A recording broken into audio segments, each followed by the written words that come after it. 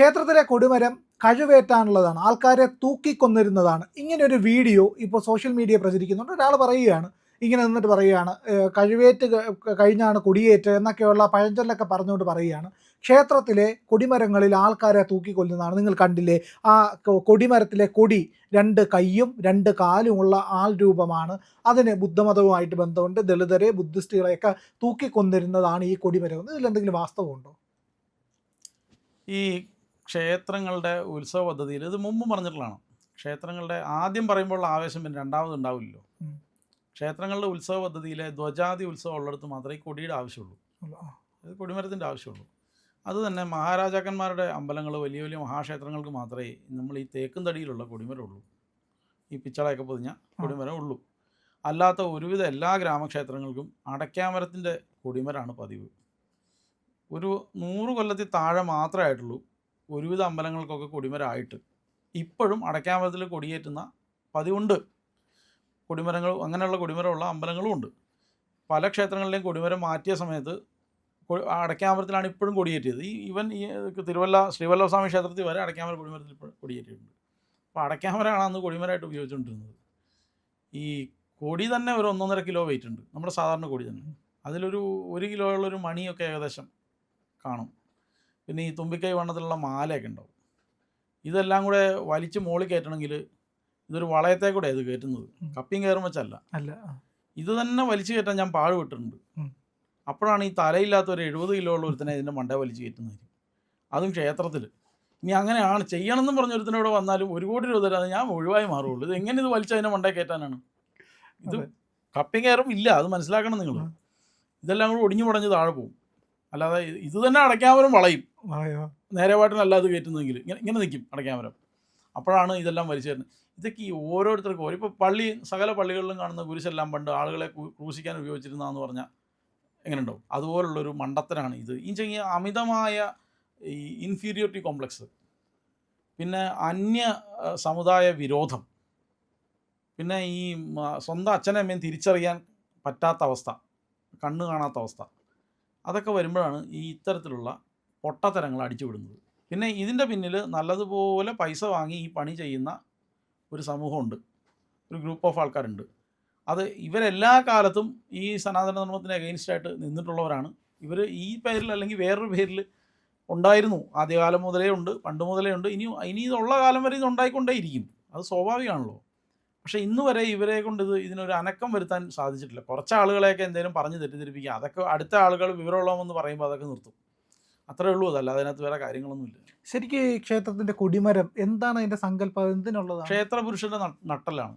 ക്ഷേത്രത്തെ നമ്മൾ പാദം ഗോപുരാക്കി കണ്ടിട്ട് മുഖത്തെ നമ്മൾ ശ്രീലകമാക്കിയാൽ അവിടെ അങ്ങനെ വരുമ്പോൾ നട്ടലിനെയാണ് ക്ഷേത്ര കൊടിമരമായിട്ട് കണക്കാക്കുന്നത്. ക്ഷേത്ര പുരുഷ സങ്കല്പമാണ്, ദേവതാ സങ്കല്പത്തിനല്ല പറയുന്നത്. ക്ഷേത്ര പുരുഷൻ എന്ന് പറയുന്ന വാസ്തുപുരുഷൻ പോലെയുള്ളൊരു ക്ഷേത്ര പുരുഷ സങ്കല്പമുണ്ട്. ക്ഷേത്രം മൊത്തത്തിലൊരു വ്യക്തിയായിട്ട് കണക്കാക്കും. അപ്പോൾ ഇനിയിപ്പോൾ പുരുഷൻ എന്ന് പറയുമ്പോൾ സ്ത്രീ, ഞങ്ങൾ സ്ത്രീകളെ അപമാനിക്കാൻ വേണ്ടി പറഞ്ഞാണ് ക്ഷേത്ര സ്ത്രീ എന്ന് പറയാത്തത് എന്താണെന്ന് വെച്ചാൽ, ഇവിടെ പുരുഷൻ എന്നുള്ള ശബ്ദം സ്ത്രീക്കും പുരുഷനും കൂടെ ചേർത്തിട്ട് ഒറ്റ ശബ്ദമായിട്ട് പ്രയോഗിച്ചിരിക്കുകയാണ്. ഞാൻ പറഞ്ഞു മനസ്സിലാവുന്നു? അവിടെ ലിംഗഭേദം ഇല്ല, അങ്ങനെയാണ് ഉപയോഗിച്ചിരിക്കുന്നത്. അപ്പോൾ ഈ കൊടിമരത്തിൽ ധ്വജം ഉയർത്തുന്നുണ്ടല്ലോ, അത് ശരിക്കും എന്തിനാണ് ഈ ധ്വജം ഉയർത്തുന്നത്? ഉത്സവത്തിൻ്റെ 2 കാര്യങ്ങൾ. ഒന്ന് ഉത്സവ അറിയിപ്പ്, രണ്ടാമത് ഈ ദേവതാ ചൈതന്യം നമ്മൾ മൂലാധാരത്തിൽ നിന്ന് നമ്മൾ നട്ടലിൻ്റെ ഉള്ളിലൂടെ ഈ സുഷുമ്നാ നാഡിയിലൂടെ ദേവചൈതന്യം സഹസ്രാര ചക്രത്തിലേക്ക് നമ്മളുടെ ചൈതന്യം ഉണർത്തിക്കൊണ്ട് വരുന്നത് പോലെ തന്നെ ദേവചൈതന്യത്തെ ദേവൻ്റെ മൂലാധാര ചക്രത്തിൽ നിന്ന് സഹസ്രാരത്തിലേക്ക് കൊണ്ടുവരുന്ന ഒരു പ്രോസസ്സാണ് കൊടിയേറ്റെന്ന് പറയുന്നത്. അപ്പോൾ അതിനു വേണ്ടി ഉപയോഗിക്കുന്ന മാധ്യമമാണ് കൊടി എന്ന് പറയുന്നത്. കൊടിയിൽ ദേവതയെ നമ്മൾ അകത്ത്, കൊടിക്ക് പുണ്യാഹമൊക്കെ ഉണ്ട്, ഇതൊക്കെ ചെയ്ത് അകത്ത് കൊണ്ടുപോയി കൊടിയിൽ ആവാഹിച്ച് കൊണ്ടുവന്നിട്ടാണ് കയറ്റുന്നത്. ഇത് കഴിഞ്ഞതിന് കൊടിമരത്തിന് തൃസ്ഥാന പൂജ എന്നൊക്കെ പറഞ്ഞ് പ്രത്യേക വിശേഷ പൂജകളൊക്കെ ഉണ്ട്. അതൊക്കെ കഴിച്ചതിന് ശേഷമാണ് ഇത് കയറ്റുന്നത്. കയറ്റിക്കഴിഞ്ഞാൽ വാഹനത്തിന് ബലി തൂവും, അതൊക്കെ വേണം. അപ്പോൾ ബലി തൂവുക എന്ന് പറയുമ്പോൾ കണ്ടോ, അപ്പോഴാണ് ഞങ്ങൾ ആളുകളെ വെട്ടിക്കൊണ്ടിരുന്നതെന്ന് പറയുന്നത്. ബലി എന്ന് പറഞ്ഞാൽ ഒരു നിശ്ചിത ഇതിന് മുകളിലേക്ക് നമ്മൾ ഹവ്യം, അതായത് ഹവിസിനെ താഴേക്ക് വീഴ്ത്തുന്ന പ്രോസസ്സാണ് ബലി എന്ന് പറയുന്നത്. ദേവതയ്ക്ക് നിവേദിച്ചാൽ മതി, പരിവാരങ്ങൾക്ക് തൂവണം, ഇങ്ങനെ വീഴണം, അതാണ് അതിൻ്റെ നിയമം എന്ന് പറയുന്നത്. ചില ദേവതകൾക്ക് നിവേദിക്കുകയും വേണം, തൂവുകയും വേണം. അതിലൊന്നാണ് വാഹനം. വാഹനത്തിന് നിവേദിക്കുകയും ചെയ്യും, തൂവുകയും ചെയ്യും. അതെ, നമ്മൾ ഈ ശ്രാദ്ധകർമ്മം ചെയ്തിട്ട് ബലിക്കല്ലിൽ കൊണ്ട് ഇടുമല്ലോ, അതിനെയാണോ ബലി എന്ന് പറയുന്നത് അല്ലേ? ആ ഒരു രീതിയിൽ ചെയ്യുന്നതുകൊണ്ട്. പിന്നെ കൗളശ്രാദ്ധം പോലെയുള്ള അന്ത്യേഷ്ടി കർമ്മങ്ങൾ ഉൾപ്പെടെയുള്ളതിനൊക്കെ ബലി ഈ മൃഗബലിയോടുകൂടി ചെയ്യുന്ന പതിവുണ്ട്, ഇല്ലെന്നല്ല ഞാൻ പറയണം. അവിടെയും ബലി എന്നുള്ള ശബ്ദം തന്നെ ഉപയോഗിക്കും. ബലി എന്നുള്ള ശബ്ദത്തിന് അത് മാത്രമല്ല അർത്ഥം, ബലി എന്നുള്ള ശബ്ദത്തിന് ഇതുകൂടി അർത്ഥമുണ്ട്. രണ്ടും ബലി തന്നെയാണ്, അതായത് ഒന്ന് മാത്രമല്ല ബലി എന്ന് പറയുന്നത്. ഈ പറയുന്ന വിമർശനത്തിനകത്ത് വന്നൊരു കാര്യം ഈ കൊടിയുടെ ഷെയ്പ്പാണ്. കൊടിക്ക് 2 കൈയും കാലും ഉണ്ടല്ലോ, അതെന്തുകൊണ്ടാണ് അങ്ങനെ വന്നത് എന്നൊരു ചോദ്യം കൂടെ അതിനകത്തോട്ട്. പിന്നെ അതിലുള്ള സിംബലുകൾ, ഇപ്പോഴാണ് ഈ കൊടിയൊക്കെ ഇങ്ങനെ വന്നത്. ഈ കൊടികൾ ഈ രൂപത്തിലായത് വളരെ കുറച്ചു കാലമായുള്ളൂ. പണ്ട് ഇങ്ങനെ നല്ല കൊടി ഇരിക്കുന്നത്. ഇതിനൊക്കെ പല അളവിലും പല നീളത്തിലും പല രൂപത്തിലുള്ള കൊടിയുണ്ട്. ഇന്നിപ്പോൾ നമ്മൾ പൊതുവേ ഒരു സർവ്വസമ്മതമായിട്ടുള്ള കൊടി എടുക്കുന്നത് ഒരു അർദ്ധയന്ത്രാകാരമായിട്ടുള്ള ഒരു ഒരു പ്ലാറ്റ്ഫോമും അതിന് താഴേക്ക് കാണുന്ന വാലുകളുമാണ്, 2 കൈ 2 കാലുമായിട്ട് എടുക്കുന്നത്. ആ കാണുന്ന പ്ലാറ്റ്ഫോം ഇല്ലേ, അത് തലകുടിയാണത്. അവിടെ വാഹനത്തിന്റെ ചിഹ്നം കൊടുത്തിട്ടുണ്ട്, വാഹനത്തിന്റെ രൂപവും കൊടുത്തിട്ടുണ്ട്. ഇപ്പം ബുദ്ധ ചിഹ്നങ്ങളൊന്നും അല്ല അത്. ഷൾക്കോൺ എന്ന് പറയുന്നത് വൈഷ്ണവ ചിഹ്നമാണ്. വൈഷ്ണവ ചിഹ്നമാണ് ഷൾക്കോൺ എന്ന് പറയുന്നത്. ഷൾക്കോൺ ഒരുപാട് ശാസ്ത്ര പദ്ധതികളിൽ ഷൾക്കോൺ ഉപയോഗിക്കുന്നുണ്ട്. അങ്ങനെയാണ് ഇസ്രായേലുകൾ വന്ന് കൊടിയേറ്റിയിരുന്നാണെന്ന് പറയേണ്ടി വരും. വിഷ്ണു ക്ഷേത്രത്തിൽ ഇസ്രായേലിൻ്റെ ചിഹ്നവും ഇത് തന്നെയാണല്ലോ. അപ്പോൾ അങ്ങനെ പറയാൻ പറ്റുമോ? യഹൂദന്മാരുടെ ഉത്സവമായിരുന്നു, ഹിന്ദുക്കൾ കട്ടെടുത്താണെന്ന് പറയാൻ പറ്റുമോ? ഇതൊക്കെ ചുമ്മാ അടിച്ചു വിടുന്നതാണെന്നേ. എന്തൊക്കെ ഭാവന നമുക്ക് ഇപ്പം ഈ പണ്ട് നങ്ങേലിയുടെ മറ്റേ മുലമുറിച്ച ഒരു കഥയെ പറ്റി എവിടെയെങ്കിലും ഉണ്ടായിട്ടുണ്ടോ? ഇല്ല, ചരിത്രരേഖയിലൊന്നുമില്ല. എവിടെയെങ്കിലും ഉണ്ടായിട്ടുണ്ടോ? ഒരുക്കി ചെവിയിലൊഴിച്ച് ഒരാളെ കാണിച്ചതാ ഉണ്ടോ? ഇല്ല. ചുമ്മാ ഇങ്ങനെ പറയണതിനൊന്നും ഒരു എന്തെങ്കിലുമൊക്കെ ഒന്ന് പറയണതിന് ഒരു പിന്നെ പണ്ടുള്ള ആളുകൾ ദളിതർ ഒരു നേരമായിരുന്നു കഞ്ഞി കുടിച്ചിരുന്നു എന്നൊക്കെ പറയുന്നുണ്ട്. എൻ്റെ പൊന്നു സുഹൃത്തുക്കളെ, 150-200 കൊല്ലം മുന്നേ കേരളത്തിൻ്റെ അവസ്ഥ ഏതായിരുന്നു? എല്ലാ വലിയവന്മാരുൾപ്പെടെ എല്ലാം ഒരു നേരം 2 നേരമൊക്കെയാണ് ഭക്ഷണം കഴിച്ചിരുന്നത്. അത് നമ്മുടെ ശൈലിയായിരുന്നു. നമ്മളൊരു 11 മണിയാകുമ്പോൾ എന്തെങ്കിലും ഒരു കഞ്ഞി കുടിച്ചാൽ പിന്നെ ഒരു 6 മണി 7 മണിയോടുകൂടിയാണ് കഞ്ഞി കുടിക്കുന്നത്. അത് കഴിഞ്ഞാൽ അന്നത്തെ ഒരു ദിവസം ഭക്ഷണം അവസാനിക്കുകയാണ്. അല്ല ഇന്ന് തിന്നുന്ന പോലെ പുട്ടും കടലയും ഇടിയപ്പവും മറ്റേ ഇതും ഒന്നുമല്ല നമ്മൾ തിന്നുകൊണ്ടിരുന്നത്. നമുക്കത് കഴിഞ്ഞാൽ പിന്നെ ഒരു ഇടയ്ക്കൊരു കഞ്ഞി, പിന്നെ ഉച്ചയ്ക്കൊരു ഊണ്, പിന്നെ അത് കഴിഞ്ഞിട്ടൊരു സ്നാക്സ്, ഇങ്ങനെയുള്ള പരിപാടിയൊന്നും നമുക്ക് ഇല്ലെന്ന്. നമ്മുടെ നാട്ടിൽ അതിന് മാത്രമുള്ള സംഭവമൊന്നും ഇല്ലായിരുന്നു. ഇവിടെ ആകെപ്പാടെ കുറച്ച് കൃഷിയും കുറച്ച് കാര്യങ്ങളും, കപ്പയും ചേനയും, കപ്പയൊക്കെ പിന്നെ വന്നാൽ ചേനയും കാച്ചിലും ചെറുകിഴങ്ങും ഒക്കെയാണ് നമ്മൾ തിന്നുകൊണ്ടിരുന്ന സാധനം എന്ന് പറയുന്നത്. ഈ ഇടയ്ക്കുള്ള പല സംസ്കാരങ്ങൾ കേരളത്തിൽ വന്നതിൻ്റെ ഭാഗമായിട്ട് അഡോപ്റ്റ് ചെയ്ത സാധനമാണ് ഇതൊക്കെ. ഇപ്പം ഞാൻ ഉദാഹരണം പറഞ്ഞുതരാം. ഇപ്പം ഞാൻ കുഞ്ഞായിരുന്ന സമയത്ത് എൻ്റെ ഒരു ചെറിയ പ്രായത്തിലൊക്കെ മസാല ദോശ കിട്ടുന്നതെന്ന് പറഞ്ഞാൽ ഈ എറണാകുളം ഭാഗത്തുള്ള 1-2 ഹോട്ടലുകളിലേ ഉള്ളൂ, വേറെ എവിടെയും കിട്ടില്ല. ഇപ്പം അങ്ങനെയാണോ? അല്ല, എല്ലായിടത്തും ഉണ്ട്. അതുകൊണ്ടാണ് എറണാകുളം ഭാഗത്ത് എന്താ മസാല ദോശ, കാരണം കൊങ്കൺ ബ്രാഹ്മിൻസാണ് അത് കൊണ്ടുവന്നത്. കൊങ്കണികൾ തിങ്ങിപ്പാർക്കുന്ന സ്ഥലമായിരുന്നു ഈ എറണാകുളം പ്രദേശം. അപ്പോൾ അവർക്ക് അവിടെ അവരുടെ ഹോട്ടലുകളിൽ ഇത് കിട്ടുമായിരുന്നു. അത് കഴിക്കാൻ വേണ്ടി നമ്മളത് വിശേഷപ്പെട്ടൊരു സാധനമായതുകൊണ്ട് അവിടുന്ന് ഇവിടെ വരെ വന്ന് കഴിച്ച ആളുകളുണ്ട്. ഇപ്പം അതില്ല. ഇപ്പം നമ്മൾ ഏത് ഹോട്ടലിൽ ചെന്നാലും അപ്പം, പൂരി, മസാല ദോശ, ദോശ ഇങ്ങനെ പറഞ്ഞു പോവാണോ? അതെ. അപ്പം അതുകൊണ്ട് മസാല ദോശ കേരളത്തിൻ്റെ തനത് ഭക്ഷണമാണെന്ന് നമുക്ക് പറയാൻ പറ്റുമോ? പറ്റത്തില്ല. നമ്മുടെ നാട്ടിൽ ഈ കശുവണ്ടി വന്ന ഏത് കാലത്താണ്? പോർച്ചുഗീസുകാർ കൊണ്ടുവന്നാണ്. ചക്ക വന്ന ഏത് കാലത്താണ്? അത്രയ്ക്കൊക്കെ കാലേ ഈ പറഞ്ഞ ഒരു 100-500 വർഷം അതിനപ്പുറത്തേക്കൊന്നും പോയിട്ടില്ലത്. പിന്നെ കാട്ടിലുണ്ടായിരുന്നു എന്നറിയാൻ മേലെ. എന്തായാലും നമ്മളിതൊക്കെ ഭക്ഷണമാക്കാൻ തുടങ്ങിയിട്ട് വളരെ കാലമൊന്നും ആയിട്ടില്ല. ഗോതമ്പ് ഉണ്ടോ? ഇല്ല. ഇതൊക്കെ കുറച്ച് കാലമേ ആയുള്ളൂ ഇവിടെ വന്നിട്ട്. ഇപ്പം തെങ്ങ് പോലും ശ്രീലങ്കയിൽ നിന്ന് വന്നാന്ന് പറയുന്നുണ്ട്. ഇവിടെ ഒന്നും ഉണ്ടായിരുന്നില്ല. ഇവിടെ പലയിടത്തുനിന്നും വന്ന സംസ്കൃതികളെല്ലാം നമ്മൾ ഉൾക്കൊള്ളതിൻ്റെ ഭാഗമായിട്ടാണ് ഈ ഭക്ഷണങ്ങളെല്ലാം ഉണ്ടായത്. അതുപോലെ വന്ന പല കാര്യങ്ങളും. അപ്പോൾ ഇതൊക്കെ ഇങ്ങനെ അടിച്ചു വിടുന്നതിനും എന്ത് വേണമെങ്കിലും പറഞ്ഞു വിട്ടൂടെ? ഇപ്പോൾ ഈ പറഞ്ഞു വിടുന്നവർക്ക് ഇത് പറഞ്ഞു വിട്ടാൽ മതി. ഇത് അവരുടെ ഉദ്ദേശം എന്ന് പറയുന്നത് സമൂഹത്തിൽ ഒരു സ്പർദ്ധ ഉണ്ടാക്കുക എന്നുള്ള ഒറ്റ ഉദ്ദേശത്തിൽ പറഞ്ഞു വിടുന്നതല്ല, വേറെ കാര്യമൊന്നുമില്ല. ഈ കഥ പറയുന്ന ആൾക്കാർ തന്നെ അതിൻ്റെ അവലംബമായിട്ട് പറഞ്ഞു വരുന്ന മറ്റൊരു കഥയാണ് കൊടുങ്ങല്ലൂര് ബുദ്ധഭിക്ഷുക്കളെ ഓട്ടിച്ചിരുന്നു. അവരെ തെറി പറഞ്ഞൊക്കെ ഓട്ടിച്ചു, ആട്ടി ഓടിച്ചു, ബുദ്ധഭിക്ഷുക്കളെ കൊന്നൊടുക്കി. അങ്ങനെയാണ് ബുദ്ധിസ്റ്റുകളായിരുന്ന ആൾക്കാർ മൊത്തം തിങ്ങിപ്പാർത്തിരുന്ന കേരളത്തിൽ ഹൈന്ദവ മതം വന്നത് എന്നാണ് പറയുന്നത്. ഈ ശരിക്കും ഈ അതിൻ്റെ ഭാഗമായിട്ടായിരുന്നു ഈ പറയുന്ന കാവുതിണ്ടലിനെ അടക്കം അവർ ആക്ഷേപിക്കുന്നുണ്ട്. ഇങ്ങനെ ആ കൊടുങ്ങല്ലൂർ ബുദ്ധഭിക്ഷുക്കളെ കൊന്നിരുന്ന സ്ഥലമാണ്, അവരെ ആട്ടി ഓടിച്ചിരുന്ന സ്ഥലമാണ് എന്ന് ഇതിൻ്റെ കൂട്ടത്തിൽ തന്നെ അവർ കഥ പറയുന്നുണ്ട്. അതിലെന്തെങ്കിലും വാസ്തവമുണ്ടോ? എനിക്ക് തോന്നുന്നില്ല. ഇതൊക്കെ പണ്ട് പോലെയുള്ള കാര്യങ്ങൾ. ബുദ്ധിസം ഉണ്ടായത് എത്ര കാലം മുന്നാണ്? അതിനൊക്കെ മുന്നേ തന്നെ ഇതെല്ലാം ഉണ്ടെന്ന് ഈ ആരാധന പദ്ധതികളെല്ലാം ഉള്ളതാണ്. എന്തെങ്കിലും ഒരു കഥ ഉണ്ടാക്കി വിടാൻ ഒരു വിഷമമില്ല. നീ ഇപ്പോൾ ഉദാഹരണം പറഞ്ഞാൽ ഇപ്പോൾ ഇവിടുത്തെ ഒരു ബുദ്ധൻ്റെ വിഗ്രഹം കുഴിക്കുമ്പോൾ കിട്ടി, അതിന് തലയില്ലാത്തൊരു വിഗ്രഹം കിട്ടി. അത് വേണമെങ്കിൽ ഹിന്ദുക്കൾ ആക്രമിച്ച് തല വെട്ടിക്കളഞ്ഞാന്ന് വേണം പറയാം. പറഞ്ഞൂടെ? അത് തല പൊട്ടിയപ്പോൾ അവർ ഉപേക്ഷിച്ചായിക്കൂടെ?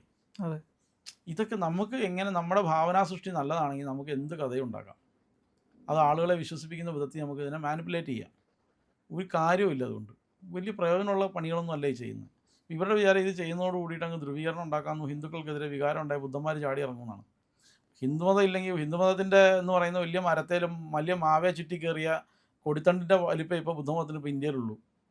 ഇതില്ലെങ്കിൽ അത് പോയി, ഇതേ ആശ്രയിച്ചാണ് അതിങ്ങനെ നിൽക്കുന്നത്. അപ്പോൾ അല്ലാതെ എവിടെ പോയി? ജൈനമതം ബുദ്ധമതമൊക്കെ ഇപ്പോൾ അത് ഹിന്ദുമതം ഇങ്ങനെ ആശ്രയിച്ച് നിൽക്കുന്ന ഒരു ചെറിയ കണ്ടീഷനിലേ ഉള്ളൂ. അത് അല്ലാതെ എവിടെ വലിയ ബുദ്ധപകോടകളൊക്കെ ഇരിക്കുന്നു എവിടെയില്ല. ചുമ്മാ ഈ ബുദ്ധമതം ആഭ്യന്തര കലഹം കൊണ്ട് തന്നെയാണ്, അവരുടെ ഇൻറ്റേർണൽ പൊളിറ്റിക്സ് കൊണ്ട് തന്നെ നശിച്ചതാണ്. ഹീനയാനം മഹായാനം മുതലായിട്ടുള്ള സംവിധാനങ്ങളിലേക്ക് ഇത് തിരിഞ്ഞ് ഒരുപാട് പ്രശ്നങ്ങൾ അവർ തമ്മിൽ തന്നെ ഉണ്ടായിട്ടുണ്ട്. അത് അവർ തമ്മിൽ തന്നെ വ്യത്യാസം ഉണ്ടായിട്ടുണ്ട്. ബുദ്ധമതത്തിന് തന്നെ താന്ത്രികമായിട്ടുള്ളൊരു വേർഷൻ വേറെയുണ്ട്, അല്ലാത്തൊരു വേർഷൻ വേറെയുണ്ട്. ഇങ്ങനെയൊക്കെ ആഭ്യന്തര പ്രശ്നങ്ങൾ കൊണ്ട് തന്നെയാണ് ബുദ്ധമതം. പിന്നെ കുറച്ചൊക്കെ ശരിയായിരിക്കും, ആക്രമണമൊക്കെ ഉണ്ടായിട്ട് അങ്ങോട്ടും ഇങ്ങോട്ടും അടിച്ചിട്ടുണ്ടാവും. ഇതൊക്കെ മനുഷ്യരുള്ളിടത്ത് സ്വാഭാവികമായിട്ടും ആക്രമണം ഉണ്ടാവും. ഈ ദളിതുവാദികൾ ഇങ്ങനെ പറയുമ്പോൾ, അല്ലെങ്കിൽ ദളിതുവാദികൾ എന്ന് പോലും പറയാൻ കഴിയില്ല, ഒരു വിഭാഗക്കാർ ഇങ്ങനെ പറഞ്ഞ് ഈ ഹിന്ദു മതത്തിനകത്ത് നിന്ന് താഴ്ന്ന ജാതിക്കാരെന്ന് പറഞ്ഞൊരു വിഭാഗത്തെ സൃഷ്ടിച്ചെടുക്കുകയും അതിനെ മാറ്റി നിർത്താൻ ശ്രമിക്കുകയും ചെയ്യുന്നുണ്ട്. അതേ സമയത്ത് മറ്റൊരു വിഭാഗം ഹിന്ദു മതത്തിനകത്തുള്ളവർ തന്നെ ഒരു ആക്ഷേപം ഉന്നയിക്കുന്നുണ്ട്. അതായത് ബ്രാഹ്മണരാണ് ഞങ്ങളുടെ പൂജാ സംവിധാനങ്ങളെ എല്ലാം മാറ്റിമറിച്ച് ക്ഷേത്രങ്ങളിലേക്ക് കൊണ്ടുപോയത് എന്ന് പറഞ്ഞുകൊണ്ടൊരു വാദം ഇവിടെ നിലനിൽക്കുന്നുണ്ട്. ഇപ്പോൾ അത് കുറേ ആൾക്കാർ അത് പ്രചരിപ്പിക്കാൻ നടക്കുന്നുണ്ട്. അതായത് ക്ഷേത്രം ബ്രാഹ്മണരുടേതാണ്, അതല്ലാത്ത ഒരു പൂജാ സംവിധാനമാണ് ഞങ്ങൾക്ക് ഉണ്ടായിരുന്നത്, അതിനെ ഇല്ലാതാക്കി. ഇതിലെന്താ വാസ്തവമൊന്നും മനസ്സിലാകുന്നില്ല. കുറച്ച് സത്യവും കുറച്ച് കെട്ടുകഥയുണ്ട്. കുറച്ച് സത്യമുണ്ടെന്ന് പറഞ്ഞാൽ ഈ ക്ഷേത്ര പദ്ധതികൾ രാവിലെ കേശവൻ നമ്പൂതിരിയും ശങ്കരൻ നമ്പൂതിരിയും പത്മനാഭൻ നമ്പൂതിരിയും ദാമോദരൻ പോറ്റിയും കൂടെ കൃഷ്ണൻ നായരും അദ്ദേഹത്തിൻ്റെ പടയാളികളെയും കൂട്ടിക്കൊണ്ട് രാവിലെ ഇറങ്ങി ഇന്ന് 25 കാവ് പിടിച്ചെടുക്കണം, അങ്ങനെ തീരുമാനിച്ചിറങ്ങി വന്നതൊന്നും അല്ല ഇത്. അങ്ങനെ ഉണ്ടായതല്ല ഇത്. ഇതെന്ന് പറഞ്ഞു കഴിഞ്ഞാൽ സംഭവിച്ചതെന്ന് പറഞ്ഞാൽ പൂജ മുട്ടിപ്പോയി, ആരെങ്കിലും വന്നൊന്ന് പൂജ കഴിക്കാൻ പറ്റുമോ എന്നൊക്കെ ചോദിക്കുമ്പോൾ അന്ന് ഈ നെല്ലും തേങ്ങയൊക്കെ മേടിച്ച് പൂജ കഴിക്കുന്ന ആ പാവങ്ങൾ പോയി ഇതൊക്കെ നേരെയാക്കാൻ വേണ്ടിയിട്ടെങ്കിലും പോയി കഴിച്ചിട്ടുണ്ടാവും. അതിൻ്റെ ഭാഗമായിട്ട് പിന്നീട് അവർ ശരി ഇനി ആരും തൊട്ട് വേറെ ആക്കണ്ട, ഞങ്ങൾ കഴിച്ചോളാം, അങ്ങനെയൊക്കെ പറഞ്ഞിട്ടും ഉണ്ടാവും. അതൊരു ഭാഗമായിട്ട് അവർ പിന്നെ വരുമാനമായി മാറിയ സമയത്ത് ഇതിനൊരു വരുമാന സ്രോതസ്സായിട്ട് കണ്ടവരുമുണ്ട്. അതിൻ്റെ ദോഷങ്ങൾ ആ ഇല്ലങ്ങളിലും അനുഭവിച്ചിട്ടുണ്ട്, ഈ പറഞ്ഞ കുടുംബങ്ങളും അനുഭവിച്ചിട്ടുണ്ട്. ഇത് ആ കുടുംബത്തിൽ ആളില്ലാതെ വന്നുകൊണ്ട് പോയതാണ്, അല്ലാതെ ഇത് പിടിച്ചെടുത്ത് വാൾ ഉപയോഗിച്ച് പിടിച്ചെടുത്തതൊന്നുമല്ല. പലതും അങ്ങനെ വാൾ ഉപയോഗിച്ച് പിടിച്ചതുണ്ടാവാം കേട്ടോ, ഞാൻ ഇല്ലെന്നല്ല പറയുന്നത്, ഞാൻ രണ്ടു വശവും ന്യായീകരിക്കാനല്ല പറയുന്നത്. ഇപ്പം നിലവിൽ സംഭവിച്ചിരിക്കുന്നത് എന്താണ്?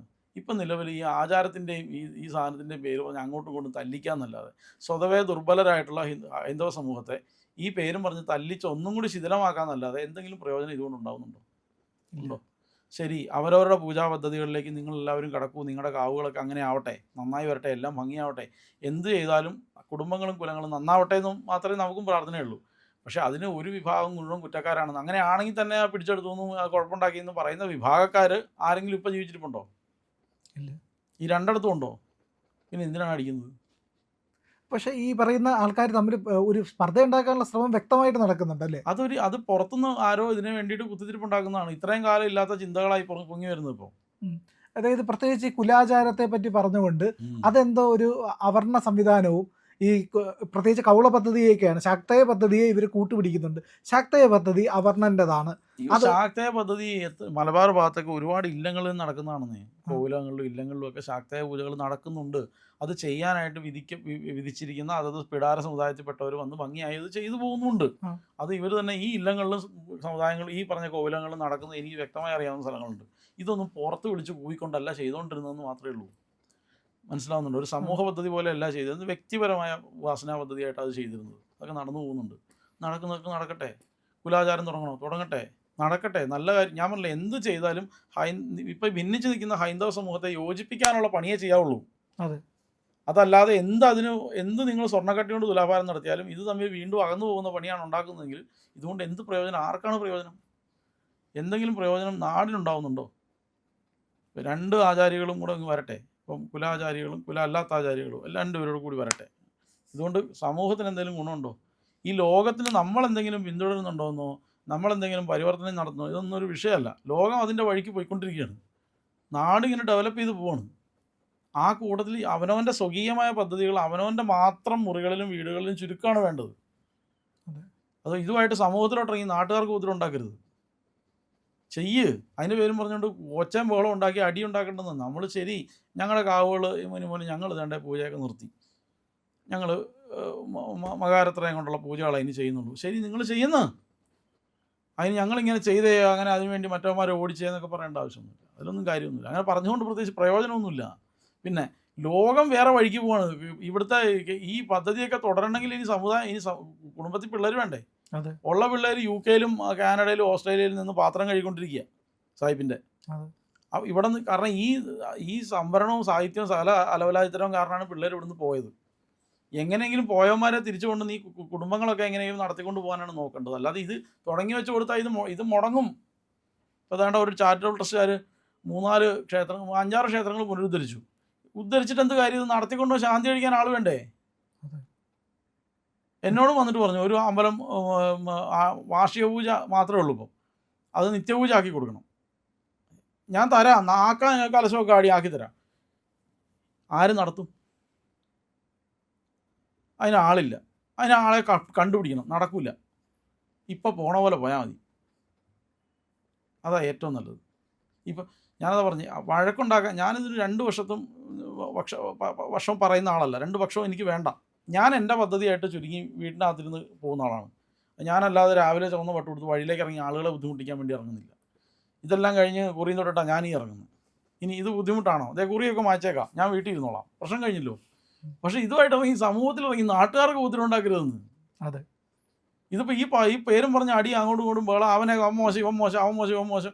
എന്നിട്ടിപ്പം ഈ അല്ലേ തന്നെ ജാതിയുടെ പേരും പറഞ്ഞ് അടിച്ച് 40-42 വിധത്തിൽ നിൽക്കുക ഇപ്പോൾ അടിച്ച് പിരിഞ്ഞിട്ട്. ഇതിനെ ഇനി 420 ആക്കാമെന്നല്ലാതെ ഒരു പ്രയോജനവും ഈ പരിപാടി കൊണ്ട് നടക്കില്ല. ഇപ്പോൾ ഉള്ള സമൂഹങ്ങളെ എങ്ങനെയെങ്കിലും യോജിപ്പോട് കൊണ്ടുപോയിട്ട് സമൂഹത്തെ നയിച്ചുകൊണ്ട് പോവുക വേണ്ടത്. അത് ഭിന്നിപ്പിക്കുകയല്ല വേണ്ടത്. അത് ഈ ഭിന്നിപ്പിൻ്റെ സ്വരം ഉപയോഗപ്പെടുത്തുന്നത് ഈ പറഞ്ഞ പോലെ ദളിത്വാദികളെന്ന് പറഞ്ഞുകൊണ്ട് ഈ മറ്റേ പാൽപ്പൊടിയും ഗോതമ്പ് മാവും ഒക്കെ വാങ്ങിച്ച് അവർ സ്വയം ക്രിസ്ത്യാനിയായിട്ട് കൺവേർട്ട് ആയവരാ. അതെ. എന്നാൽ അവരാണ് ഈ ഹിന്ദുമതത്തെ വ്യാഖ്യാനിക്കും. അതെ. സ്വയം അവർ വേറെ ഇവിടുന്ന് വിട്ടുപോയ ആൾക്കാരാണ്. എന്നിട്ട് അവർ പോയി നിന്ന് വെളിയിൽ നിന്ന് കുത്തിത്തിരിപ്പ്. ഇതൊക്കെ കുത്തിത്തിരിപ്പിൻ്റെ ഇവിടുത്തെ ഞാൻ പറഞ്ഞു ഇവിടുത്തെ കേരളത്തിൻ്റെ പഞ്ചമ സമുദായം, അതായത് പുലയ, പറയ, കുറവ, ഇങ്ങനെയൊക്കെയുള്ള ആദ്യത്തെ 5 സമുദായങ്ങൾ കേരളത്തിൻ്റെ മണ്ണിൻ്റെ അവകാശികളാണ്. എഴുതി ഞാൻ വയ്ക്കാം. ഇത് കഴിഞ്ഞിട്ടുള്ള അവകാശമേ കേരളത്തിൽ ആർക്കും ഉള്ളൂ. നമ്മൾ ഉൾപ്പെടെയുള്ള മുഴുവൻ ആൾക്കാരും ഈ പഞ്ചമ സമുദായങ്ങളിൽ നിന്നും കൺവേർട്ടായി വന്നവരാണ്. നമ്മൾ കാട്ടിൽ നിന്ന് നാട്ടിലോട്ടിങ് ഇറങ്ങി, ഇത്രേ ഉള്ളൂ. ഞാൻ പറഞ്ഞ മനസ്സിലാവുന്നുണ്ട്. ഈ നമ്മുടെ ഒരു 100 തലമുറയെ അങ്ങോട്ട് നിരത്തി നിർത്തി കഴിഞ്ഞാൽ ആ 100ാമത്തെ തലമുറയിൽ നിൽക്കുന്ന മുത്തശ്ശൻ വിളിക്കുന്ന ഭഗവതി നമ്മുടെ ഭഗവതി ഒന്നായിരിക്കും. ആകെയുള്ള വ്യത്യാസം വേഷവിധാനത്തിലായിരിക്കും. ഞാൻ പറഞ്ഞ മനസ്സിലാവുന്നു. ഇതല്ലാതെ ഒരു മാറ്റവും നമ്മളിൽ ഉണ്ടായിട്ടില്ല. നമ്മളെ ജീനുകളെല്ലാം ഒന്നാണ്. നമുക്കൊരു മാറ്റവും ഇല്ല. ഈ മലയ സമുദായങ്ങൾ തന്നെയാണ് ഇന്ന് ഈ കാണുന്ന ആഢ്യ സമുദായങ്ങളായിട്ട് കൺവേർട്ടായത്. അതിപ്പോൾ കാട്ടി നിൽക്കുന്ന മാവിനൊരു ചെറിയ പുളിപ്പും ചെറിയൊരു മധുരവും ചെറിയ പുളിപ്പും ഒക്കെ ആയിരിക്കും. പുളിയായിരിക്കും മുന്നിട്ട് നിൽക്കുന്നത്. അത് നാട്ടിലോട്ട് കൊണ്ടുവന്ന് ബഡ് ചെയ്ത് കൊണ്ട് നല്ല മൂവാണ്ട മാവാക്കി. അതുകൊണ്ട് മാവല്ലാതാകുന്നുണ്ടോ? ഇല്ല, ആകുന്നില്ല. അത് ആരണ്യമായൊരു സാധനത്തെ നമ്മൾ ഗ്രാമ്യമാക്കി എന്നുള്ള ഒരൊറ്റ വ്യത്യാസമേ ഉള്ളൂ. അത് ക്ഷേത്ര പദ്ധതികളിലൊക്കെ കാണാം. ആരണ്യങ്ങളിലെ ഏറ്റവും ശ്രേഷ്ഠമാണ് ആല്. അതുകൊണ്ട് ആലിൻ്റെ ഇല എടുക്കും മംഗളകർമ്മങ്ങൾക്ക്. ഗ്രാമ്യമായ സംസ്കൃതിയിലെ ഏറ്റവും ശ്രേഷ്ഠമായ മരം മാവ്. ഇതിൻ്റെ രണ്ടിൽ നിന്നും ഈ ഗ്രാമ്യത്തിൽ നിന്നും പിന്നീടുണ്ടായ സാധനമാണ് ബ്രാഹ്മണ്യം. അതൊരു സംസ്കാര ശൈലിയാണ്. അതിൻ്റെ പ്രതീകം ദർഭ. അതുകൊണ്ടാണ് ഈ 3 സാധനങ്ങളെ കൊണ്ട് കൊടിമരം വെച്ച് കെട്ടുന്നതും മംഗളതോരണങ്ങൾ ഉണ്ടാക്കുന്നതും ഒക്കെ ചെയ്യുന്നത്. ഇത് സംസ്കൃതിയെ മനസ്സിലാക്കാൻ വേണ്ടിയിട്ടാണ്. അവരും ഇവരൊന്നൊന്നുമില്ല, നമ്മൾ മാത്രമേ ഉള്ളൂ. അവർ തന്നെയാണ്, അവർ നമ്മൾ തന്നെയാണ്. ഇത് അവർക്കെല്ലാം ഈ പഴയ സമുദായങ്ങൾക്കൊക്കെ അവരുടേതായ പദ്ധതിയും അവരുടേതായ ആചരണവും അവർ നിൽക്കേണ്ട സ്പേസ് എവിടെയാണെന്ന് അവർക്ക് നന്നായിട്ട് അറിയാം. ഇത് ഇടക്കാലം കൊണ്ട് തലതിരിഞ്ഞു പോയമാർക്ക് മാത്രമേ ഈ കുഴപ്പമുള്ളൂ. പഴയ ആൾക്കാർ അങ്ങോട്ടും ഇങ്ങോട്ടും സ്നേഹമാണ്. ഒരു സ്നേഹക്കുറവുമില്ല. അവരുടെ ചിലപ്പോൾ ആചാര പരിപാടികൾ എനിക്ക് പറ്റണമാവണം നിർബന്ധമില്ല. എൻ്റെ അവർക്കും പറ്റണം നിർബന്ധമില്ല. ഇപ്പം ഞാൻ നല്ലൊരു ഊണ് എന്ന് ഞാൻ പറഞ്ഞു. ഞാൻ വിചാരിക്കുന്നത് പപ്പടം പഴം പായസം കൂട്ടി നല്ലൊരു ഊണ് കഴിക്കാനാണ്. പ്രിയൻ വിചാരിക്കുന്നത് ചിലപ്പോൾ നല്ല മീൻ വറുത്തതും കോഴിയിറച്ചി ഫ്രൈയും ഒക്കെ കൂട്ടി കഴിക്കണമെന്നായിരിക്കും പ്രിയൻ വിചാരിക്കുന്നത്. അപ്പോൾ ഒരു ഊണെന്ന് പറയുന്ന കാഴ്ചപ്പാടിന് തന്നെ ഇത്രയും വ്യത്യാസം ഉണ്ടെങ്കിൽ ഈ ആളുകളുടെ ഈശ്വര സങ്കല്പവും അവരുടെ ദേവതയൊക്കെ എന്തോരം വ്യത്യാസപ്പെട്ടിരിക്കും. അപ്പോൾ ഈ ഒരു ഡൈവേഴ്സിറ്റിയിൽ നിന്നൊരു യൂണിറ്റി ഉണ്ടാക്കാനാണ് നമ്മൾ ശ്രമിക്കേണ്ടത്. അല്ലെങ്കിൽ ഞങ്ങളൊരു ഭാഗം വേറെ, അവരൊരു ഭാഗം വേറെ ഇല്ല, നമ്മളേ ഉള്ളൂ. നമ്മുടെ ഒരു ഭാഗം, നമ്മുടെ കുടുംബത്തിൻ്റെ ഒരു ഭാഗമാണ് ഇവർ. ഇപ്പം ഈ പണ്ട് ഈ കോവിലങ്ങളിൽ ഈ നെല്ല് ഈ സമുദായങ്ങളില്ലെങ്കിൽ ആരാണ് ഇതൊക്കെ കൊയ്തുകൊണ്ടിരുന്നത്, ഈ കൃഷി നടത്തിക്കൊണ്ടിരുന്നത്? ഇത് ആരാണിത്? വേറെ ആരും ഇല്ല ഇതൊക്കെ നടത്തിക്കൊണ്ട് പോകാനും ഇത് ചെയ്തു കൊടുക്കാനും ഒന്നും വേറെ ആരും ഇല്ലായിരുന്നു. അങ്ങോട്ടും ഇങ്ങോട്ടും പരസ്പര സഹകരണത്തിലാണ് പോയത്. ഒറ്റ കാര്യം എന്ന് പറയുന്നത് താമസിക്കുന്ന സ്ഥലങ്ങൾ ഇതൊക്കെ. പിന്നെ ചൂഷണം ഉണ്ടായിട്ടില്ലേ? ചൂഷണം ഉണ്ടായിട്ടുണ്ട്. ശരി, ഇന്നിപ്പം ഇത് കൊണ്ടുവന്ന് നമ്മൾ സമത്വം കൊണ്ടുവന്നല്ലോ. ഇന്ന് ചൂഷണം ഇല്ലേ? ഉണ്ട്. ഇല്ലേ? അയിത്തമുണ്ടോ?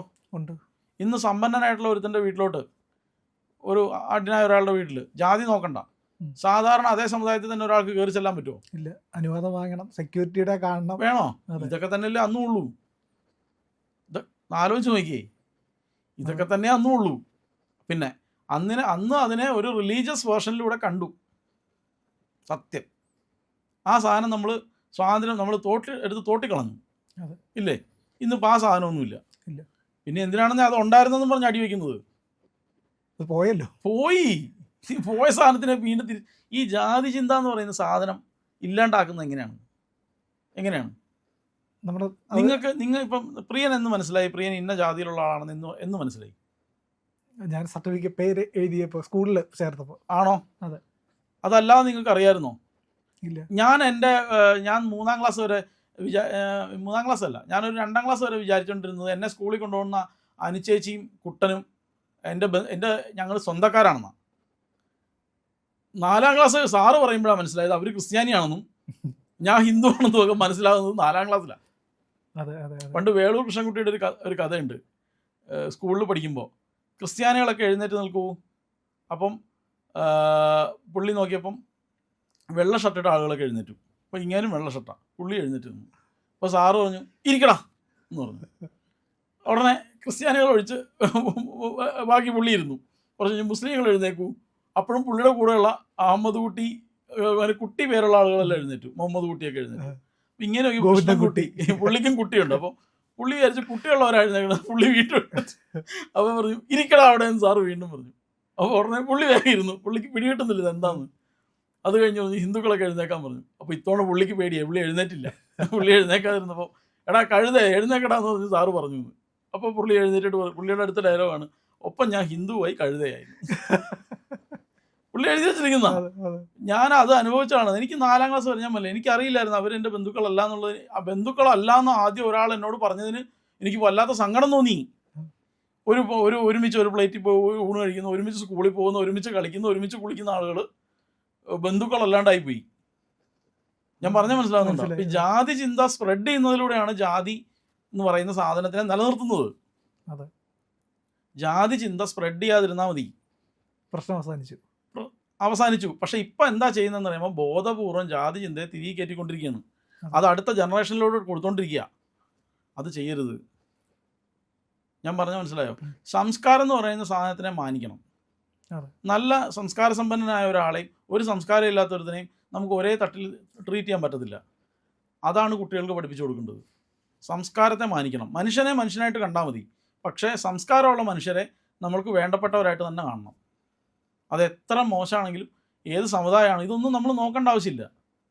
ഇനി അധ്യാപകരെ നിയമിച്ചു തുടങ്ങിയ സമയമുണ്ട്. ഈ ദളിത് സമുദായങ്ങളിൽ അധ്യാപകർ വന്ന സമയമുണ്ട്. ആ അധ്യാപകർ പഠിപ്പിക്കുന്ന ക്ലാസ്സിൽ ഏതെങ്കിലും ഒരു നമ്പൂതിരിയുടെ കുട്ടി പഠിക്കില്ല എന്ന് പറഞ്ഞിട്ടില്ല. ആ അധ്യാപകർക്ക് സമൂഹത്തിൽ കിട്ടേണ്ട മാന്യത കിട്ടിയിട്ടുമുണ്ട്. അവരുടെ ജാതിയൊന്നും ആരും ചോദിച്ചിട്ടുമില്ല. ശരിയാണോ ഞാൻ പറഞ്ഞത്? ഈ ഇടയ്ക്ക് എന്നെ പഠിപ്പിച്ച ഒരു മാഷ് സാറ് മരിച്ചപ്പോഴാണ് സാർ ഇന്ന സമുദായമായിരുന്നു ഞാൻ അറിയുന്ന പോലും. ഇതൊക്കെ ആര് ചോദിക്കുന്നു? ഇപ്പോൾ വീട്ടിൽ വരുന്നവരെ ഒരുത്തം വന്നിരിക്കുന്നു, കണ്ടിട്ടൊരു നായരാണ്, എന്നാൽ ഇരിക്കട്ടെ. ഒരുത്തം വന്നിരിക്കുന്നു, അവൻ SNDP ഇഴവരാ, എന്നാൽ ഇരുത്തണ്ട. അങ്ങനെയാണോ പെരുമാറുന്നത്? ആരെങ്കിലും ഇങ്ങനെയൊക്കെ പെരുമാറുന്നുണ്ടോ? ഇതൊക്കെ ചുമ്മാ ഈ ഭാവനാ സൃഷ്ടിയാണ് ആളുകളുടെ. പൊട്ടത്തരം അടിച്ചു വിടുന്നതാണ്. നമ്മളാരും ഇതൊന്നും നോക്കിയല്ല പെരുമാറുന്നത്. പിന്നെ ഈ തീണ്ടാപ്പാടും തൊട്ടുകൂടായ്മയെന്ന് പറഞ്ഞ സാധനം ഇപ്പോഴും ഉണ്ട്. നിങ്ങൾ ഈ ഓപ്പറേഷൻ തിയേറ്ററിൽ പോകുന്ന ഒരു ഡോക്ടറെ നിങ്ങൾക്ക് തൊടാൻ പറ്റില്ല. എന്താണത്? ഇത് വേറെ കുറേ കാരണങ്ങളാണ്. ഇപ്പോൾ ക്ഷേത്രത്തിൽ പോയി ആചാര്യനെ അല്ലെങ്കിൽ മേശാന്തിയെ തൊട്ടുകൂടാന്ന്. മേശാന്തി എന്നോട് ചോദിച്ചാൽ എനിക്ക് വ്യക്തിപരമായിട്ട് എന്നെ ഒരാൾ തൊടുന്നത് ഇഷ്ടമല്ല. പൂജയ്ക്കിരിക്കുമ്പോൾ കാരണം ഞാൻ ദേവനെ സ്പർശിക്കുകയാണ്. അതെ. ഞാൻ പറഞ്ഞ മനസ്സിലാവുന്നുണ്ടോ? ഞാൻ കുളിച്ചു വൃത്തിയായി, എൻ്റെ കോൺസെപ്റ്റിൽ ഞാൻ വൃത്തിയായി. അങ്ങനെ ഇരിക്കുമ്പം ഒരുപാട് പേരെന്നെ സ്പർശിച്ചാൽ ഇതിൽ നിന്നുണ്ടാകുന്ന മാലിന്യം എന്തായാലും വിഗ്രഹത്തിൽ വരും. ആ അഭിഷേക തീർത്ഥാണ് ഈ ആയിരക്കണക്കിന് പേർക്ക് പ്രസാദമായിട്ട് പോകുന്നത്. അതിൽ നിന്ന് രോഗം ഉണ്ടാകാനുള്ള സാധ്യതയുണ്ട്. ഇത് കേരളത്തിൽ വസൂരിയുള്ള കാലത്താണ് ഇതൊക്കെ ഉണ്ടായിരുന്നതെന്ന് നമ്മൾ ആലോചിക്കണം. ഈ അൺടച്ചബിലിറ്റിയും ഇങ്ങനത്തെ കാര്യങ്ങളൊക്കെ. അപ്പോൾ അതിനെ പ്രിവെൻറ്റ് ചെയ്യാൻ വേണ്ടിയിട്ടൊക്കെ ഒരുപാട് കാര്യങ്ങൾ ഇതിനകത്ത് ഇംപ്ലിമെൻറ്റ് ചെയ്തിട്ടുണ്ട്. അതിനാണ് തുളസിയില ഇടുന്നത്, അങ്ങനെ കുറേ കാര്യങ്ങൾ. അപ്പം ഇതിൻ്റെ കൂടെ കുറേ വിവരമില്ലാത്ത ആൾക്കാർ അവരുടെ ആചാരമായിട്ട് ഇതിനെ കുറേ ക്ലബ് ചെയ്തിട്ടുണ്ടാവും. അത് വിവരദോഷികൾ അന്നും ഉണ്ട്, ഇന്നും ഉണ്ട്. അതിന് ഒരു സമൂഹത്തെ അല്ലെങ്കിൽ സമുദായത്തെ അടച്ച് ആക്ഷേപിക്കുന്നതിനോട് അല്ലെങ്കിൽ മറ്റൊരു മോശമെന്ന് പറയുന്നതിനോടും എനിക്ക് യോജിപ്പില്ല. ഞാൻ ഈ 2 വള്ളത്തേലും ഇല്ല. എന്നുവെച്ചാൽ എന്നെ ഒരിടത്തും പിടിച്ച് കെട്ടണ്ട. ഞാൻ ഒരു ജാതിയുടെ ആളും അല്ല, ഒരു വക്താവുമല്ല. പക്ഷേ ഉള്ള കാര്യം എനിക്ക് തോന്നുന്നത് റെലവൻ്റ് ആണെന്ന് തോന്നി ഞാനത് പറയും. ഞാൻ ഇതിനകത്ത് പ്രധാന കാര്യം അതാ മനസ്സിലാക്കേണ്ടത്. നമ്മളും അവരിൽ നിന്നും ഇല്ലെന്നേ. എന്താണ് ഈ ദളിത്? എനിക്ക് ഇതുവരെ പിടിയിട്ടില്ല. ഈ ദളിതൻ എന്താണ് എനിക്ക് മനസ്സിലായിട്ടില്ല. എന്താണ് നിങ്ങൾ ഉദ്ദേശിക്കുന്നത്? സാമ്പത്തികമായിട്ട് പിന്നോക്കം നിൽക്കുന്ന ആളാണോ? ഒരു കാലത്ത് ഞാൻ ഇപ്പോഴും ഇല്ല, എൻ്റെ വലിയ പൈസ കോടീശ്വരനൊന്നുമല്ല ഞാൻ. പക്ഷേ എന്നാലും ഒരു കാലത്ത് ഞാൻ സാമ്പത്തികമായിട്ട് തീരെ പറ്റാത്ത ആളായിരുന്നു. അപ്പം ഞാൻ ദളിതനാണോ? സമൂഹത്തിൽ യാതൊരു അംഗീകാരവും ഇല്ലാത്തൊരു കാലം ഉണ്ടായിരുന്നു. അപ്പം എന്നെ ദളിതനായിട്ട് കൂട്ടുമോ? അപ്പം അന്ന് ഈ സമുദായം കൊണ്ട് മോശമെന്ന് പറയുന്ന ഒരുപാട് പേര് അന്ന് ഒരുപാട് നിലയിലുണ്ടെന്ന്. അപ്പോൾ ആരാണ് ഇതിനകത്ത് ആരാണ് ദളിതൻ? എനിക്കിതൊന്നും ഞാൻ ഈ പറഞ്ഞ സാധനത്തിനൊന്നും ഇതിൻ്റെ ഒന്നും പിന്നാലെ പോയിട്ടുമില്ല, എനിക്കറിയത്തുമില്ല. എനിക്ക് തോന്നുന്നു എന്നെപ്പോലെ തന്നെ ആയിരിക്കും ഒരു 80% ആൾക്കാർക്കും ഇതിനെപ്പറ്റി വലിയ പിടിയൊന്നുമില്ല. പിന്നെ മനുസ്മൃതി അങ്ങനെ ഇവന്മാർ ഇങ്ങനെ ഒരു സാധനം ഉണ്ടെന്ന് പറഞ്ഞപ്പോഴാണ് ഇതൊരെണ്ണം മേടിച്ച് വെച്ചേക്കാമെന്ന് കരുതി ഒരെണ്ണം മേടിച്ചത്. ഇതെന്താണ് ഈ പണ്ടാരത്തിനകത്ത് കിടക്കുന്നതെന്ന് അറിയണ്ടേ? മനുസ്മൃതിയിൽ അങ്ങനെ പറഞ്ഞു, മനുസ്മൃതി ഇങ്ങനെ പറഞ്ഞു. ഒരു കുഞ്ഞു പുസ്തകമാണ് അത്. അന്നത്തെ കാലത്തെ സ്മാർത്തന്മാർക്ക് വേണ്ടി, സ്മൃതിയെ ഫോളോ ചെയ്യുന്നവർക്ക് വേണ്ടി ഉണ്ടാക്കിയ നിയമവ്യവസ്ഥയാണ്. സ്മാർത്തന്മാർ ഫോളോ ചെയ്യുന്ന നിയമവ്യവസ്ഥയൊക്കെ ഇല്ലാണ്ടായിട്ട് സഹസ്രാബ്ദങ്ങൾ കഴിഞ്ഞു. ഇപ്പം എന്ന് പറഞ്ഞാൽ കേവലമായ ചടങ്ങുകളിൽ മാത്രമാണ് ഈ സ്മാർത്ത സംഗതികൾ ഉപയോഗിക്കുന്നത്. അത് ആ ചടങ്ങിൻ്റെ പൂർത്തീകരണത്തിന് വേണ്ടി ഉപയോഗിക്കുന്നു എന്നല്ലാതെ സമൂഹത്തിലേക്ക് ഇത് ഇറങ്ങുന്നില്ല. ആ വീടിൻ്റെ 4 ചുവരിന് വെളിയിൽ ഇത് പോകുന്നില്ല. ഞാൻ പറഞ്ഞ മനസ്സിലാവുന്നുണ്ടോ? ഇപ്പോൾ ഗുരുവായൂർ മേശാന്തി, എല്ലാവരും മേശാന്തി വരുമ്പോൾ തൊടല്ലേ മാർഗം എന്ന് പറഞ്ഞ് മേശാന്തി മെതിയടിയൊക്കെ ഇട്ട് വന്നും കയറി പോകും. ഇതേ മേശാന്തി തന്നെ 6 മാസം സ്ഥാനം ഒഴിഞ്ഞ് കഴിയുമ്പോൾ KSRTC ബസ് കയറി എല്ലാവരും കൂടെ തോളത്ത് കയറ്റല്ലേ പോകുന്നത്. എന്താണ് കുഴപ്പം അതിനകത്ത്? ഒരു പോസ്റ്റിൽ ഒരു പദവിയിലിരിക്കുന്ന ആൾക്ക് കൊടുക്കുന്ന ഒരു ബഹുമാനമായിട്ട് അതിനെ കണ്ടാൽ പോരെ? ഇത്ര വലിയ കാര്യം. ഇതെങ്ങനെ വെച്ചാൽ ക്ഷേത്രം അതിൽക്കുള്ളിൽ ജനാധിപത്യം കൊണ്ടുവരണം, നടക്കില്ല. ജനാധിപത്യം എന്ന് പറയുന്നത് സർട്ടൻ കണ്ടീഷൻ സപ്ലൈ ആണ്. ഈവൻ പാർലമെൻറ്റിനുള്ളിൽ നമ്മൾ തെരഞ്ഞെടുത്ത് വിട്ട ആളുകളാണ്. അവനുള്ളിൽ ജനാധിപത്യം ഉണ്ടോ? സ്പീക്കർ അവിടെ ഇരിക്കുന്നത് മുകളിലാണ്. അപ്പം ഈ പറയുന്നതിനകത്തൊന്നും പല സാധനവും നമുക്ക് ഇംപ്ലിമെൻറ്റ് ചെയ്യാൻ പറ്റുന്നതല്ല. പിന്നെ റോഡിലുണ്ടോ ജനാധിപത്യം? ആംബുലൻസ് വരുമ്പോൾ നമ്മൾ മാറി കൊടുക്കണ്ടേ? പ്രയോറിറ്റി എന്ന് പറഞ്ഞ സാധനം വരും. എല്ലായിടത്തും ഉണ്ടെന്ന്. ഇത് എല്ലായിടത്തും. സ്വന്തം വീട്ടിലില്ലേ? ഇപ്പം നമ്മളെല്ലാവരും ഇവിടെ ഇരിക്കുന്നു, അച്ഛൻ കയറി വരുന്നു, എണീക്കണോ? കസേരയില്ലെങ്കിൽ കസേര കൊടുക്കണോ? എവിടെ പോയി ജനാധിപത്യം? അപ്പോൾ ഞങ്ങളെല്ലാം തുല്യരാണ്, ഞാനാണ് ആദ്യം വന്നയാൾ, ഞാൻ ഇവിടെ ഇരിക്കട്ടെ, അങ്ങനെ പറ്റുമോ? പറ്റത്തില്ല. വിവരക്കേടാണ് അങ്ങനെയൊക്കെ ചെയ്യുന്നത്. അപ്പോൾ ഇതിനെങ്ങനെയാ വെച്ചാൽ ആവശ്യമില്ലാത്ത നിയമങ്ങൾ അനാവശ്യമായ സ്ഥലങ്ങളിൽ കൊണ്ട് തിരികെ കയറ്റാൻ നോക്കും. എന്നിട്ട് ഉള്ളിൽ കിടക്കുന്ന ഈ എന്തോ ഒരു തരം ഇൻഫീരിയോറിറ്റി കോംപ്ലക്സ് ആണോ എന്താണോ അതൊക്കെ കൂടെ ഇങ്ങനെ തകട്ടി വെളി വന്നിട്ടാണ് ഇങ്ങനെയുള്ള ഈ അബദ്ധങ്ങളൊക്കെ അടിച്ചു വിടുന്നതും നാട്ടുകാരെ ഉപദ്രവിക്കാൻ വേണ്ടി ഇതുപോലെയുള്ള ഓരോ പണിയൊക്കെ ഒപ്പിച്ച് വയ്ക്കുന്നതും പിന്നെ നമ്മളെ മാതിരിയുള്ള ആൾക്കാർ ഇതിനൊക്കെ എക്സ്പ്ലനേഷൻ കൊടുക്കാൻ നിൽക്കുന്നതും ഓക്കെ. സത്യം പറഞ്ഞാൽ ഇതൊക്കെയെന്ന് പറഞ്ഞാൽ നായ്ക്കാട്ടം പോലെ കളയുക വേണ്ട ശരിക്കും. അപ്പോഴേ അങ്ങ് ഒഴിവാക്കണം അതൊക്കെ. അങ്ങനെയുള്ള വേണം. ഇതിന് മറുപടി പറയാൻ നിൽക്കേണ്ട ആവശ്യമില്ല. ഇതെന്താണെന്ന് അറിയാവുന്നവർക്ക് ഇത് വൃത്തിയായിട്ട് അറിയാം. പിന്നെ അവർ മറ്റ് ദളിതരല്ലാത്തവർ എന്താണ് ഇതൊക്കെ ആരാണ്? ഇതൊക്കെ ഏതാൾക്കാരാണ് ഈ പറയുന്നതൊക്കെ? ഈ 150 കൊല്ലം സാഹിബിൻ്റെ അടിമയായിട്ട് കിടക്കാത്ത ഒരുത്തനും കേരളത്തിലില്ല. ശരിയാണോ ഞാൻ പറഞ്ഞു? പിന്നെ എന്തോന്നാണ് വ്യത്യാസം? ഒരു വ്യത്യാസവും ഇല്ലായിരുന്നു. എങ്ങനെയൊക്കെയോ ഉന്തി ഉരുട്ടി സ്വാതന്ത്ര്യം കിട്ടി. അത് കിട്ടിയപ്പോൾ തൊട്ട് ജാതിയും പറഞ്ഞ് അടിയും തുടങ്ങി. ഏറ്റവും പുതിയ വാർത്തകളും വിശകലനങ്ങളുമായിട്ട് ഇന്ത്യ ലൈവ് നിങ്ങൾക്കൊപ്പമുണ്ട്. ഇന്ത്യ ലൈവ് ഇനിയും സബ്സ്ക്രൈബ് ചെയ്തിട്ടില്ല എങ്കിൽ ഉറപ്പായിട്ടും ചെയ്യണേ.